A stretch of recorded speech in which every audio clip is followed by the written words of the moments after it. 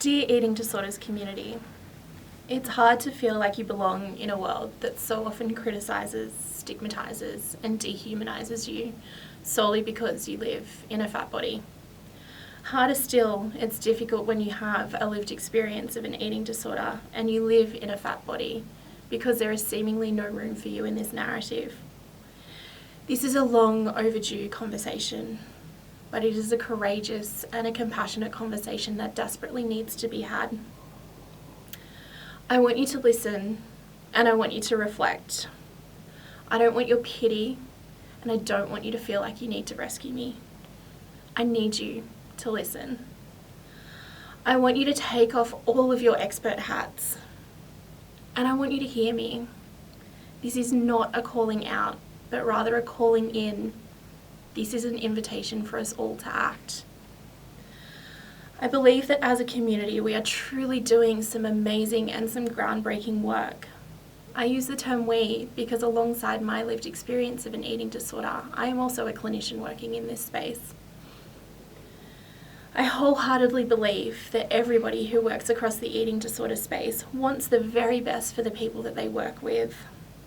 I truly believe that eating disorder providers are some of the most caring and compassionate humans on the planet. This work takes heart. But with that being said, I also believe that as a community, we still have such a way to go. Weight stigma shows up in places that we don't believe it should, and the eating disorder community is no exception. The terrifying reality is that fat people are continuously harmed in this space. Despite our best intentions, eating disorder treatment spaces are not always safe spaces for all people in all bodies. I was lucky enough, for the most part, to have access to the treatment that I needed at the time to support my recovery. But that treatment was not free from weight stigma or fat phobia. This is where we are falling short. Microaggressions exist and they are rampant. If you're sitting here thinking to yourself that these microaggressions don't exist, then I need you to think again. There is nothing more humiliating, nothing more degrading, nothing more dehumanizing than having to change into a gown that barely even covered your body and stepping on the scales. Those in smaller bodies that were also completing this program did not have to worry about trying to hold their gown closed at the back as to try to maintain one shred of dignity.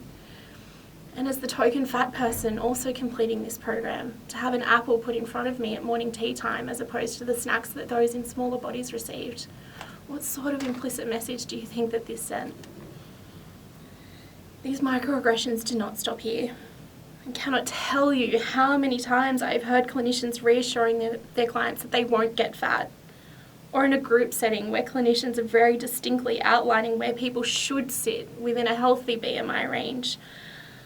What do you think, or how do you think that this would have felt for a fat person sitting in that group setting? How do you think those messages, which were very clearly directed at those in smaller bodies, would make a person in a larger body feel ashamed, unworthy, like a failure? When we reassure those in smaller bodies that the aims of treatment are not to make them fat, we are perpetuating fat phobia, plain and simple. We are reinforcing the idea that fat is the worst possible thing that you could be. This once again dehumanizes those of us who are actually living this reality, who are actually living in fat bodies. We are unconsciously driving people outside of this narrative. Fat people already feel as though they have no place here. Because our treatment spaces are seemingly only set up for one type of body, and that is a smaller body. This hurts. This runs deep. The hurt, the shame, the disgust, the unworthiness. It swims inside your veins and it threatens to drown you. Please do not shame us or dehumanize us any further. For me, these experiences weren't just humiliating, they were insulting. These experiences erased my lived experience as someone in a larger body. The implicit messages are everywhere. You have no place here, you don't belong here, your body is wrong.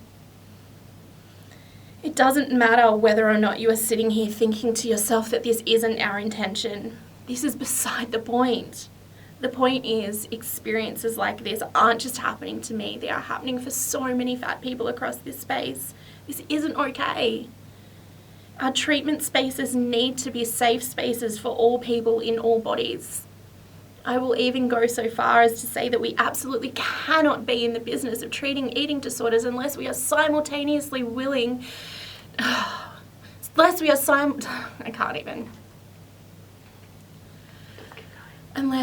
simultaneously willing to address issues such as fat phobia and weight stigma in this space. If we are not prepared to examine our own levels of weight bias and address the rampant fat phobia that already exists in these spaces, then I honestly question our intentions. We truly say that we treat eating disorders because if these microaggressions and blatant fat phobia continue and we give them permission to continue by reinforcing them, then we have become such a huge part of the problem that we are trying so hard to solve. Fat people are continuously spoken for and about by those in positions of power and privilege. In this space, clinicians and researchers speak for us as experts on our lives. I am tired and I am fed up with clinicians and researchers claiming expert status on something that they know absolutely nothing about. The obesity rhetoric that we hear day in, day out positions fat people as problems to be solved. Why on earth are we continuing to morph eating disorder treatment and obesity prevention? Why on earth are we even considering this approach? This only seeks to benefit those in smaller bodies, whilst those of us in larger bodies are again rendered humanless and again pushed outside of this narrative. If we are truly serious about supporting people to heal their relationships with food and their bodies, we have to first stop positioning bodies as the problem, plain and simple. When you position yourself as an expert in treating both eating disorders and obesity, you become part of the problem. When you are so invested in making larger bodies smaller, you become part of the problem. When you essentially prescribe behaviours for those of us in larger bodies that would be deemed pathological for those in smaller bodies, you become part of the problem. Fat people are repeatedly harmed in this space. Our bodies are reduced to mere problems. Our humanity is stripped. Fat people constantly feel the need to have to explain, to have to justify, and to have to apologise for their bodies. Please do not reinforce this shame, blame, and disconnection. If you are struggling to understand why positioning eating disorders and obesity together is so harmful and so traumatising, then I ask you to consider the following. Has your body ever been referred to as an epidemic? Has your body ever been referred to as a national health crisis? Have you been told time and time again that your body is wrong, that it is a disgrace? Have you felt pressured every single day to have to justify your existence on this earth as a fat person? Just stop and think. According to public health standards, I am a walking epidemic. My body is a national health crisis. I am a drain on our public health system. My body is wrong. And whilst obesity in itself is not officially classified as an illness, a disease, or a disorder, bodies like mine are certainly seem like this in this light. I am somehow rendered less of a human being simply because of the body I inhabit. All of the obesity rhetoric positions fatness as something that is pathological, that somehow fatness is a problem to be solved. We need to be very clear that weight is not a behaviour and that fat is not pathological, and at no point should fat bodies ever be positioned as problems to be solved. The focus on obesity and eating disorders provides a platform for eating disorders to flourish. Fat phobia breeds eating disorders. Fat bodies are not the problems in this equation, and they never will be. If you are feeling uncomfortable sitting here, listening to everything that I've said so far, then I'm glad. I'm glad. This discomfort that you may be feeling right now is absolutely nothing compared to the discomfort, the stigma, the prejudice, and the downright hatred that people in larger bodies have to deal with on a daily basis. This is nothing in comparison. I need you to feel it, and I need you to get a sense of why things have to change. Feel it. and think about the ways in which we are absolutely damaging some of the most incredible human beings on this planet. Feel it. Because if you hold an incredible amount of body privilege, this is about as close as I can get to you feeling even a fragment of what it is like to navigate this world as a fat person.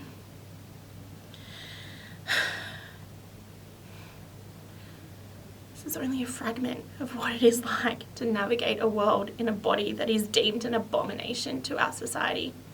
How dare I exist in this body? Yes, I'm angry. Yes, I'm sad. When clinicians assume the role of expert, this seeks to diminish the capacity for an individual to trust their own body and to claim autonomy over their experience.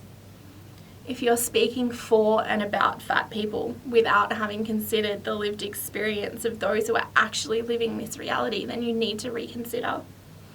This further marginalises and silences those whose voices need to be heard in this space the most. When voices are silenced and experiences are erased, we miss out on so many valuable learning opportunities. This is a balance of evidence-based practice and practice-based evidence. Lived experience is a powerful teacher. You can learn a lot if you are just willing to listen.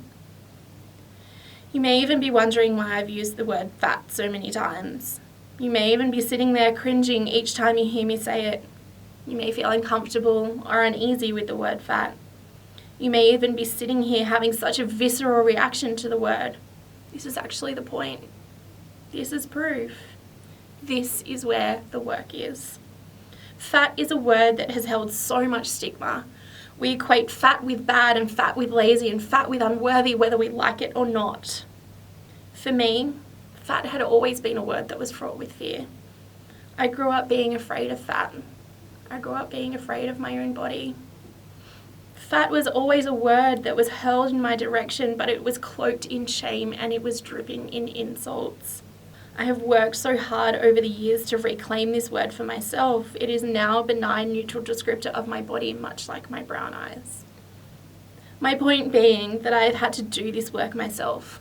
I have had to unlearn everything I have been taught and everything society still believes about fat. At the moment, this is an individual process, when in reality, we need to be making huge systemic shifts. I use the word fat to describe my body. And if this makes you uncomfortable, then this is rather telling. This says so much more about you and your beliefs than what it ever will about me or my body.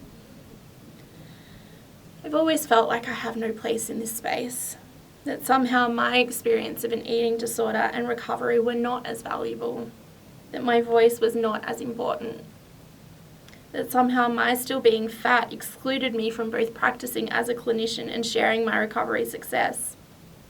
This is the way that I have been conditioned to think. And unfortunately, this is also supported by the dominant narratives in eating disorder spaces. I don't see larger bodies represented in our national media or fundraising campaigns. People in larger bodies are not represented in recovery narratives. People see bodies like mine and automatically assume that I must still be experiencing an eating disorder because I can't possibly be this fat all of the time. The sad reality is, bodies like mine are still some people's before photos. Weight stigma tries to strip you of your worth. Fat phobia tries to reduce your humanness into wrongness. I am not wrong. I have value. My story has value. I will not apologise for saying all that I have said here today. I will not apologise for taking up space. I will not apologise for bringing these issues into light because I am done with apologising. When it comes down to it, the question that we must be asking is not how can I best support my client in a larger body to lose weight, but instead, how does my client experience their own body? What impact does weight stigma have on their life? How can I validate this experience of systemic oppression, discrimination, and downright hatred of fat bodies without also reinforcing in some way that my client's body is a problem that needs to be solved? Most importantly, I want you to ask yourselves, how can I challenge my own bias? How can I challenge my own prejudice? What beliefs do I have about people in larger bodies? How much of this am I unconsciously bringing into the work that I do? As providers, you have a responsibility to do no harm. This has to be at the very core of everything that you do. Bodies do not need to be fixed, but human beings certainly need to be heard. Weight stigma harms everybody, but most importantly, it harms those whose bodies come under constant scrutiny. People in larger bodies spend their lives attempting to shrink themselves, and those in smaller bodies spend their lives being absolutely terrified of one day looking like me. I cannot even begin to tell you how much that hurts. I am only one person. I am only one voice, one story. But there are so many other stories like mine. I have been afforded the privilege to share my voice, to speak from experience, and to bring these issues into the forefront of all of our minds. I'm not only speaking for me, but I'm speaking on behalf of all people in larger bodies who have been hurt and who have been silenced in this space. Sharing this reality with you, it isn't just for me. Sharing this reality with you is for every single person whose voice has been lost, whose body has been shamed, whose worth has been brought into question. I don't want you to feel sorry for us or pity us. I want to see action.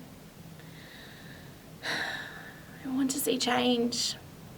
I want to see the work being done by those who need to do it the most. This is everybody's responsibility. Your commitment to helping others heal means absolutely nothing if you are not willing to do the work yourself. This is all of our responsibility. The reality is that it takes courage to take up space in this world. It takes courage to show up in a body that our world does not make room for. It takes courage to show up in an eating disorder space and say that we are getting it wrong and that we need to be doing better. What makes me angry and what makes me incredibly sad is the fact that as a fat person, it shouldn't have to be an act of bravery for me to claim space in this world. I shouldn't have to feel like I'm ruffling feathers or rocking boats by saying everything that I've just said here today. What I have realised is that this discomfort that I am feeling, it's not mine alone to own. This discomfort is yours. It's ours to own. I will not take responsibility for holding the discomfort of others any longer. I will not take responsibility for holding the fear that others have around fat bodies or around bodies like mine. We, as a community, we need to lean all the way in. We need to own it and we need to take responsibility for it. If we are not prepared to do so, then we are wasting everybody's time. Yes, it's confronting to hear that as a clinician, your past or current practices are perpetuating harm. Yes, it's confronting to hear that as a collective of leaders in our fields that we are getting it wrong and that we still have so much more to learn. I believe that we can do better. If we are silent in the face of weight stigma, then we are giving it permission to thrive. If we are giving weight stigma permission to thrive, we are continuing to fertilise a breeding ground for eating disorders. Silence equals complicity. If we are not prepared to respect and hold space for the lived experience of all people in all bodies, then why are we here? What is the point?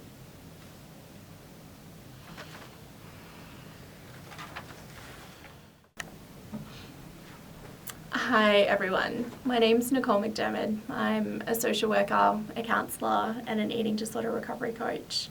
And most importantly, I am somebody with a lived experience of an eating disorder.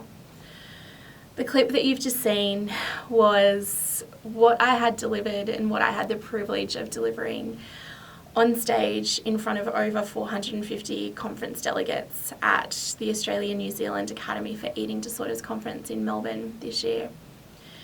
I was fortunate enough to be part of a Weight Stigma plenary with the amazing Sarah Harry and the incredible Scott Griffiths and Jo Doley as our amazing chair. And this was a game changer. This was where you could hear a pin drop. Our plenary it's indescribable. I don't even have the words to put to the experience, but this is something that every person that works in the eating disorder space needs to hear. this is raw, this is vulnerable, this is real, this is the experience. I mean, I know that it's only my experience, and I know that I was getting up there talking about, you know, my experience in this space, but there are so many other people's experiences that are just being pushed outside of this narrative, and this is what we need to be focusing on. Just the amount of emotion in the room. I mean, it was one of those you had to be there moments. It was one of those moments where I finished saying what I had to say, and I looked up at the room, and pretty much everybody in that room was on their feet and wiping away tears from their eyes and snot from their nose, let's face it. People were sobbing. And it was one of those moments where I felt seen, and I felt heard, and I felt respected. And reflecting on it afterwards, I think it was one of those moments where I had anticipated walking into a room of 450 eating disorder professionals and only a handful of people actually hearing what I had to say. You know, I was expecting to be dismissed. I was expecting people to roll their eyes. I was expecting to feel like I have been feeling my entire life, that my voice was not worthy. And when that didn't happen, wow, I can't even put words to that experience. I'm still sitting with it. I'm still processing it. And I've had so much feedback and so many people asking me whether there was an opportunity for me to be able to share what I'd said at the conference with the world, and I felt compelled to be able to release this clip and share it with you all. So I hope that I've done everybody out there justice, and I really hope that this rings true. I hope that this can provide a platform for people to do better, because as a community we need to be doing better. This is just the start. This is just the start of where things change.